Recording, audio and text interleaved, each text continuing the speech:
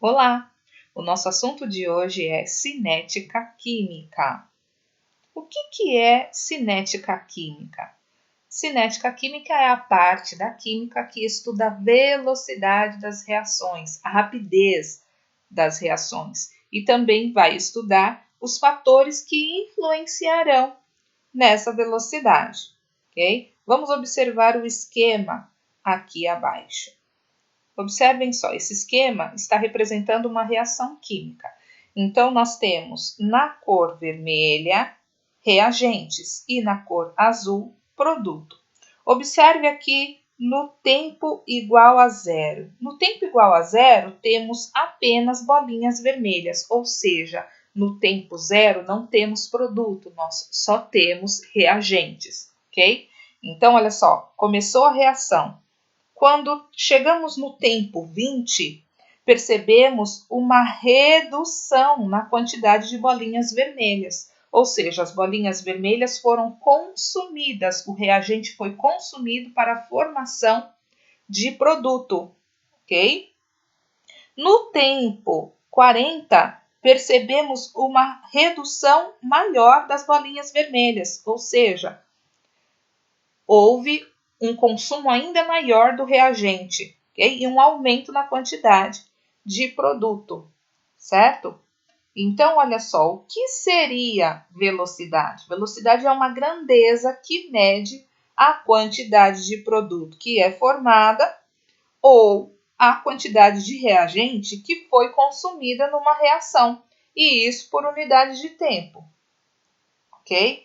Nós vamos verificar agora, vamos aprender agora como calcular a velocidade de uma reação, ok? Nós temos dois métodos para calcularmos. O primeiro método, e aliás nós vamos calcular a velocidade média, tá? Como existe uma variação, pode haver variação durante o percurso da reação, então nós vamos calcular a velocidade média da reação, tá?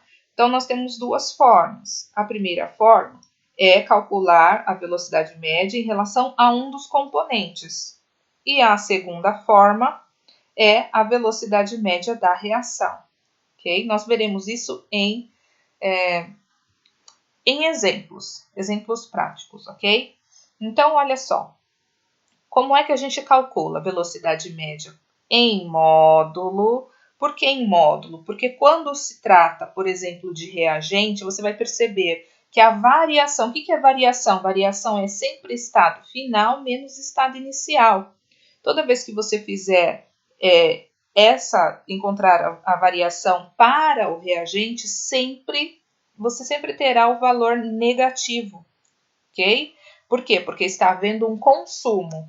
Como não temos velocidade negativa, então nós consideramos essa variação em módulo, ou seja, ainda que o resultado dê negativo, você vai considerá-lo positivo, ok? Então, a variação da quantidade de reagente pela variação do tempo, ou a variação da quantidade de produto pela variação do tempo, ok? Sempre em módulo, ok? E aí, uma coisa interessante de nós pontuarmos aqui é que nós podemos calcular a velocidade de formas diversas, ok? Nós podemos calcular a velocidade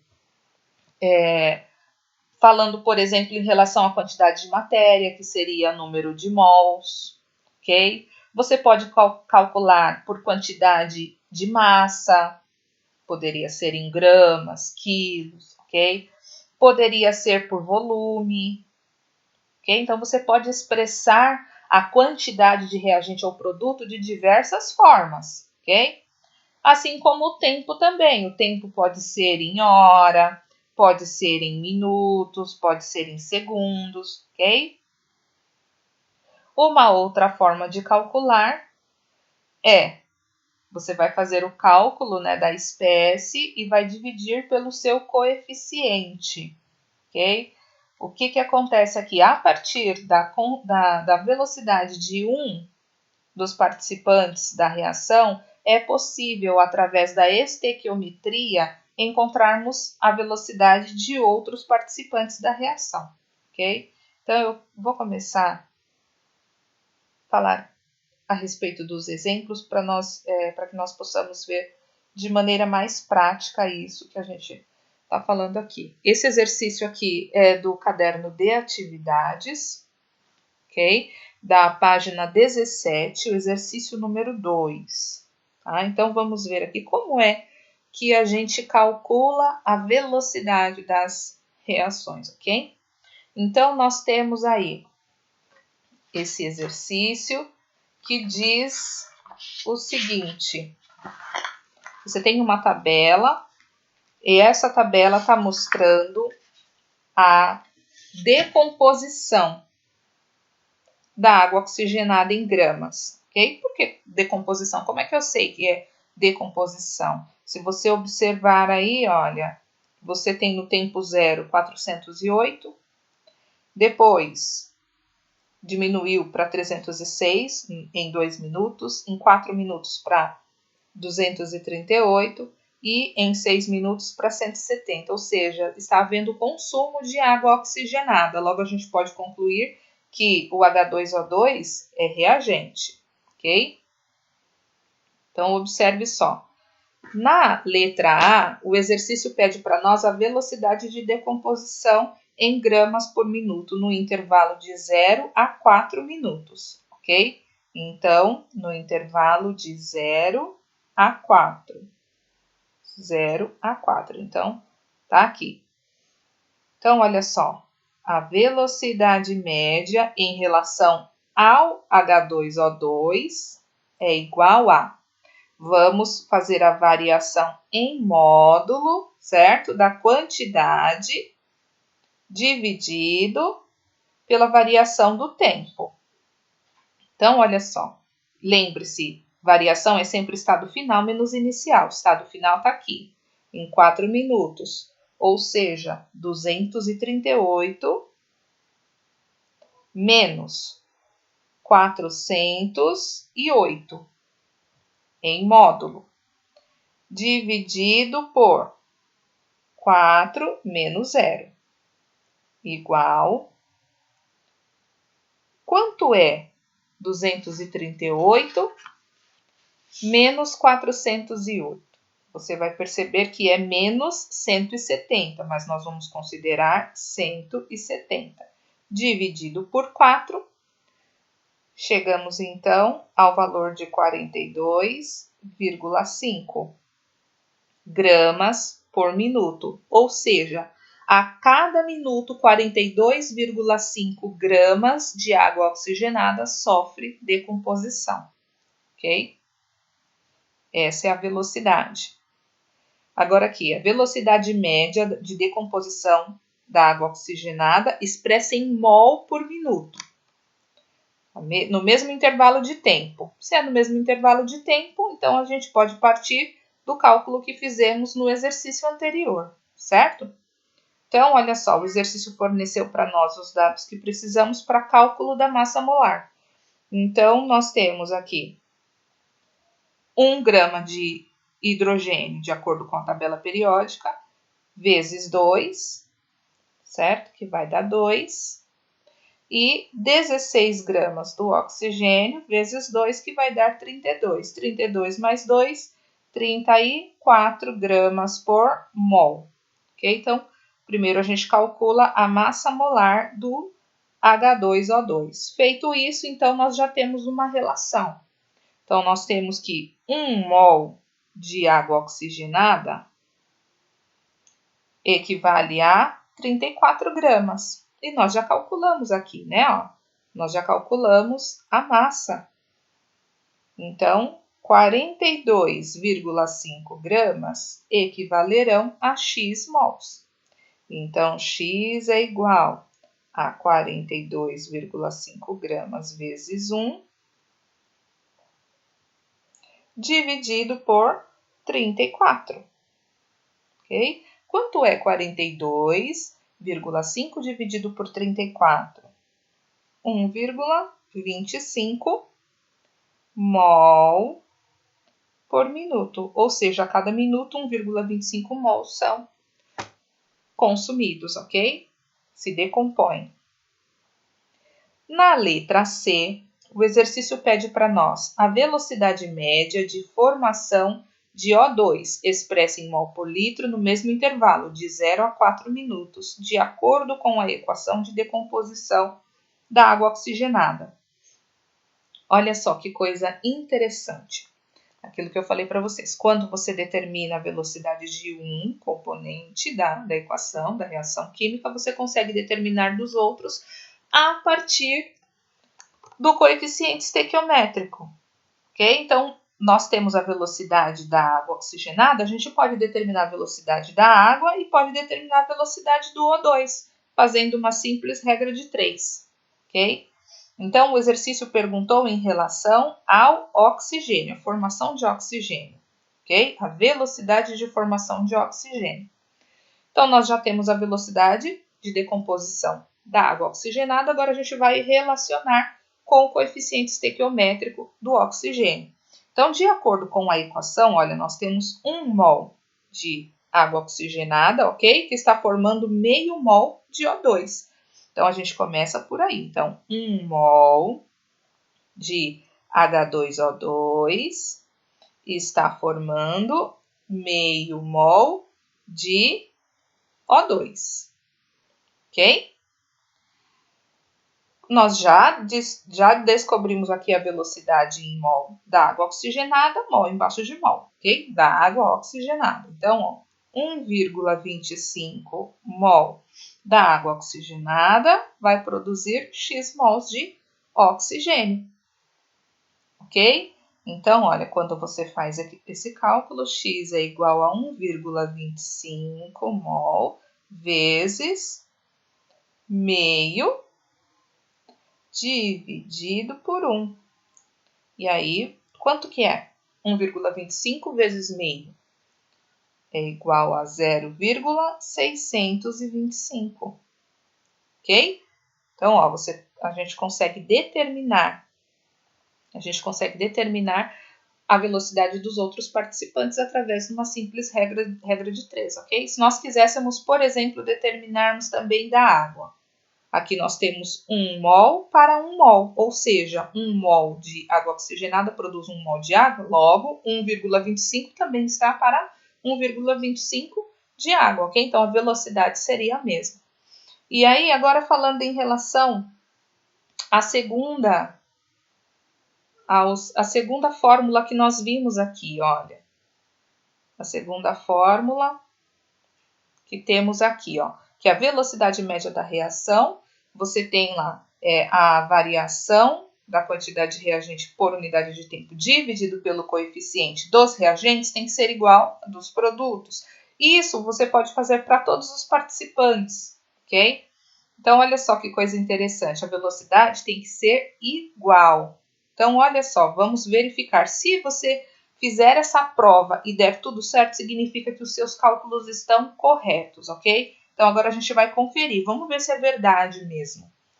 Então, observe o que a gente vai fazer agora, ok? Então, nós temos aqui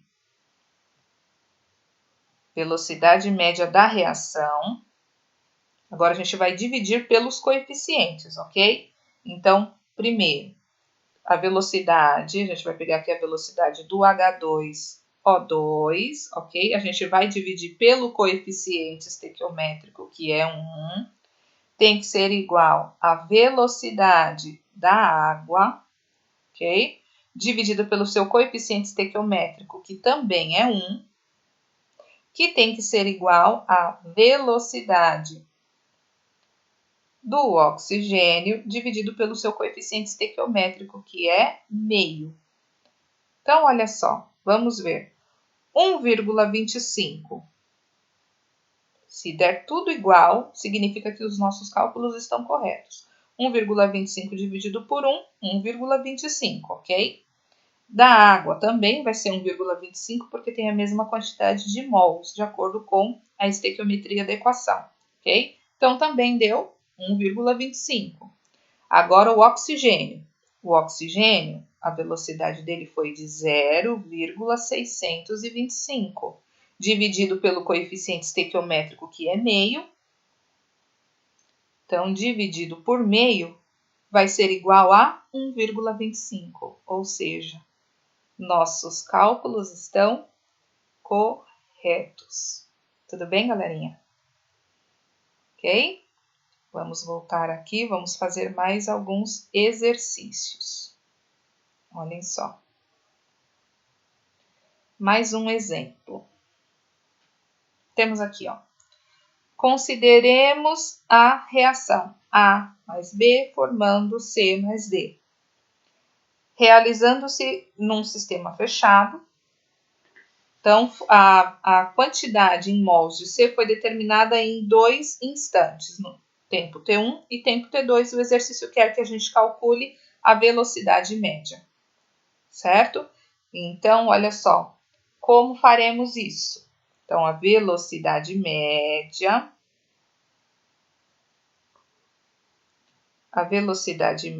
é igual o módulo da quantidade, né, da variação da quantidade, no caso de C, dividido pelo ΔT.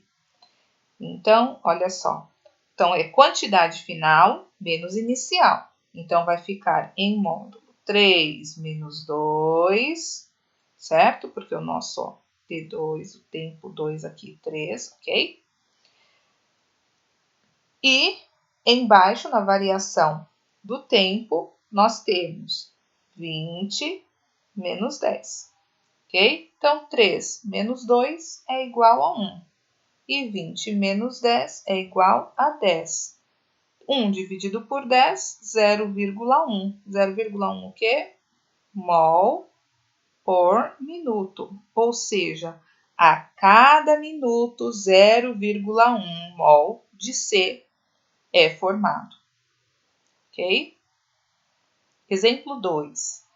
Nós temos aqui A se transformando em B, ok? É uma tabelinha. Então, nós temos o consumo de A e a formação de B. Perceba, tempo zero não tem produto, só tem reagente, ok? Então, olha só, qual é a velocidade de consumo de A no intervalo de 0 a 10 minutos e a velocidade de aparecimento de B no intervalo de 10 a 20 minutos? Então, ele está pedindo duas velocidades. Então, a primeira velocidade de consumo de A no intervalo de 0 a 10 minutos. Então, vamos lá. Então, a velocidade média, lembra, sempre estado final menos o inicial. Então, de 0 a 10. Então, no nosso primeiro cálculo, de 0 a 10, são essas informações aqui que nos interessam, mais especificamente essas, né? Porque ele quer saber de A. Então, estado final, tempo, igual a 10 minutos. Então, a gente vai fazer 70 menos 100. Ok? Então, olha, 70 menos 100 dividido por 10 menos 0. Tempo final menos tempo inicial. Quanto é 70 menos 100? Vai dar menos 30. Como é em módulo, consideramos positivo. Então, 30 sobre 10, que vai ser igual a 3 gramas por minuto, ou seja, a cada minuto 3 gramas de A são consumidos, ok? Agora vamos para o B. Ele quer saber a velocidade de aparecimento de B no intervalo de 10 a 20 minutos. Então, vamos lá para a tabelinha, de 10 a 20 minutos. De 10 a 20 minutos, essas são as informações que nos interessam, ok? Então, olha, estado final menos estado inicial. Então, a gente vai fazer aqui. Velocidade média de B é igual. Então, nós temos 50 menos 30 dividido por, o intervalo era de 10 a 20, 20 é o final. Então, 20 menos 10, ok? Então, fica, quanto é 50 menos 30? É igual a 20 dividido por 10. Então, aqui nós temos 2 gramas por minuto, ou seja, a cada minuto 2 gramas de B surgem. 2 gramas de B são formados a cada minuto. Ok? Facinho, né? Mais um exemplo. Nós temos aqui um gráfico, ok? Que está representando a variação da concentração de um reagente em função do tempo. Então, nós temos aqui esse gráfico. Percebam, olha, que é uma curva, né, decrescente, ok? Vai diminuindo ao longo do tempo, mostrando que é o consumo, ok? E ele pede para nós calcularmos a velocidade média no intervalo de 1 e 5 minutos, ok? Então, olha só, vamos analisar este gráfico. Então, o que a gente precisa para calcular a velocidade?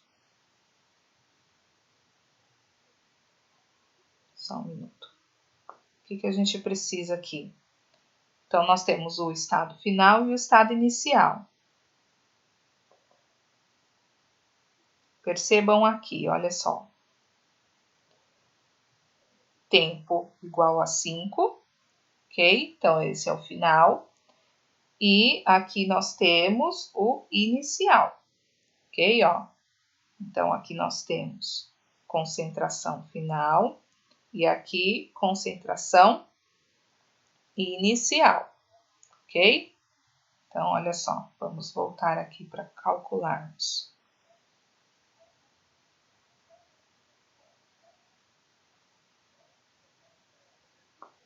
Então, nós teremos velocidade média é igual a 0,1, que é o estado final, menos 0,9, que é o estado inicial, de acordo com o gráfico, ok?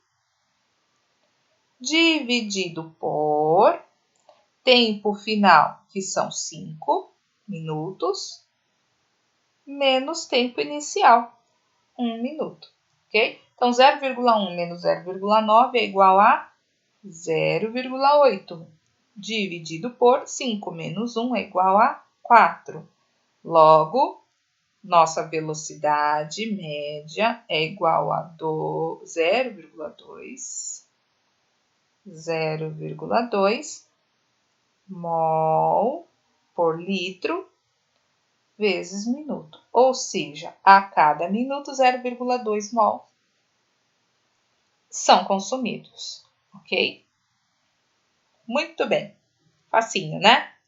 Agora nós vamos ver as condições necessárias para que uma reação ocorra, ok? Do que depende a velocidade da reação? Será que é só os produtos, os reagentes estarem em contato para que ocorra? Não, né? Então, nós veremos a partir de agora a teoria das colisões. Então, observem aqui. Nós temos aqui um esquema representando a reação do H2 com o I2, ok? Que deveria formar HI. No entanto, olha só, o que é necessário para que ocorra uma reação química?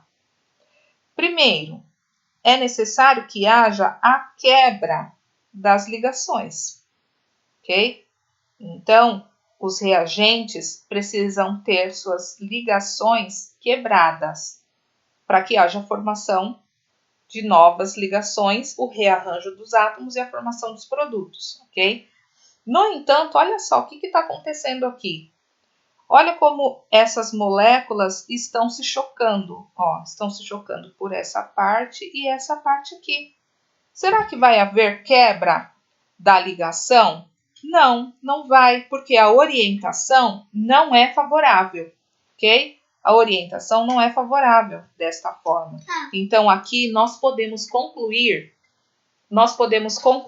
que aqui não vai haver reação. Ok? Não vai haver reação aqui, não ocorre reação. Por quê? Porque a orientação das moléculas é desfavorável para a quebra da ligação. E se não houver quebra da ligação, não há reação. Já nesse segundo modelo, olha só a forma como elas estão se orientando, certo? Então, olha, desta forma pode haver a quebra. Por quê? Porque a orientação é favorável, ok? Então, a orientação é favorável para que haja quebra da ligação e a formação de produto. No entanto, não é só a orientação que precisa ser favorável, tá? Além da orientação, nós precisamos também de uma energia suficiente para quebrar, porque não adianta as moléculas se chocarem sem uma energia suficiente para que haja a quebra da ligação, ok? Nós vamos chamar essa energia de ativação, ok? Então, energia de ativação é a energia mínima necessária para que haja a quebra da ligação. Então, quando você tem esses dois fatores, a energia de ativação mais colisões efetivas, nós vamos chamar colisões efetivas todas aquelas que quebram, né, se chocam de maneira favorável, ok? Então, toda vez que nós temos energia de ativação suficiente e colisões efetivas, então nós temos a reação química, porque há a quebra das ligações do reagente e formação de produto, ok? Nesse processo, olha só, nós temos aqui a representação dos reagentes, ok? Que estão se chocando numa orientação adequada para que haja a quebra das ligações e também com energia mínima suficiente, ok?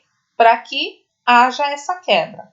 Então, depois que as ligações são quebradas, nós temos os átomos separados, isolados. Nós vamos chamar esse estado de complexo ativado.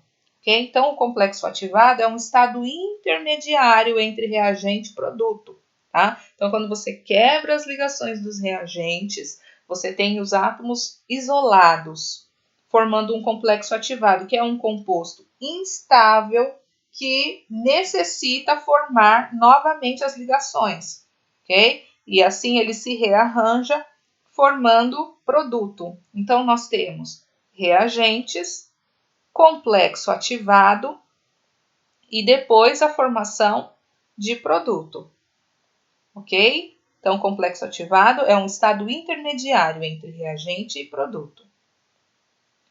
Observem aqui, nós temos aqui dois diagramas, ok? Mostrando para nós dois tipos de processo. Né? Se eu perguntasse a vocês que tipo de reação está ocorrendo neste primeiro, observe só, como é que a gente determina quando um processo é endotérmico ou exotérmico?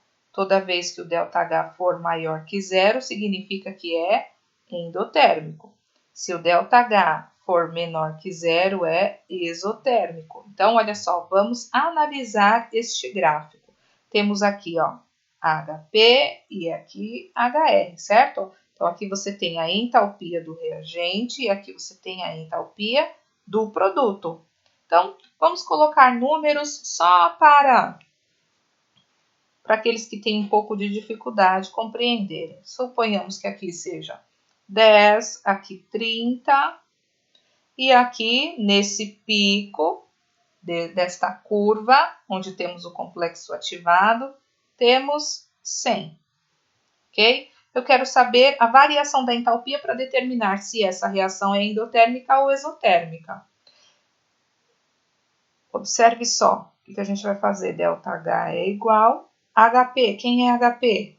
10 menos HR, 30. 10 menos 30 é igual a menos 20. Logo, esse gráfico é um gráfico de uma reação exotérmica. Ok? Por quê? Porque o ΔH é menor que zero. Tudo bem? Ah, e se nós tivermos que determinar a energia a energia de ativação? A energia de ativação, você sempre vai determinar da base do reagente, ok? Do reagente até o pico. Então, você vai tirar a diferença, que é a variação. Então, estado final seria 10, menos o inicial, que seria 30. A energia de ativação é igual a 70. Okay? Então, sempre da base do reagente até o pico. E se nós tivermos que determinar a energia do complexo ativado? Onde está o complexo ativado aqui? Ele está sempre no pico, ok? No pico da curva. Portanto, qual seria a energia? Seria de 100, ok? Vamos analisar este daqui também. Vamos também substituir aqui, vamos colocar alguns números. Suponhamos que aqui nós temos 30, aqui nós temos 50 e aqui no pico nós temos 120, ok? Eu quero saber qual é a variação aí da entalpia. Será que este gráfico representa uma reação endotérmica ou exotérmica? Então, olha só, sempre entalpia de produto menos entalpia de reagente. Então, aqui nós temos o eixo da energia, da entalpia. Então, aqui nós temos o HP, aqui nós temos o HR, aqui nós teremos a energia de ativação e aqui em cima a energia do complexo ativado, ok? Então, para determinar a variação, eu faço sempre HP menos HR. Portanto, 50 menos 30. Ok? Então, a variação aqui vai ser igual a 20. Logo, esse gráfico é um gráfico que representa uma reação endotérmica, porque o ΔH é positivo. Ok? Agora, eu quero descobrir a energia de ativação. Energia de ativação, vou fazer a variação. Sempre da base do reagente, ok? Ao pico. Então, nós faremos 120 menos 30. Logo, o valor da energia de ativação é igual a 90. Ok? E a energia do complexo ativado? A energia do complexo ativado é só observarmos o pico. Ok? O complexo ativado sempre está no pico daqui da curva. Então, qual seria? Essa energia seria de 120. Super fácil, né, galerinha? Ok? E aí, só algumas considerações importantes a fazer aqui. Olha só. A energia de ativação, ela vai influenciar na velocidade da reação, certo? Quanto maior for esta curva, menor vai ser a velocidade, tá? Então, vamos esquematizar isso, ok? Então, quanto maior a energia de ativação, menor vai ser a velocidade da reação. E o contrário também é verdadeiro. Quanto menor a energia de ativação, maior é a velocidade da reação. Então, quanto maior essa curva, menor é a velocidade, mais lenta é a reação. Ok? Tudo bem? E outro detalhe em relação às colisões. Quanto maior o número de colisões efetivas, maior é a velocidade da reação, ok? O contrário também é verdadeiro. Quanto menor o número de colisões efetivas, menor vai ser a velocidade da reação, ok?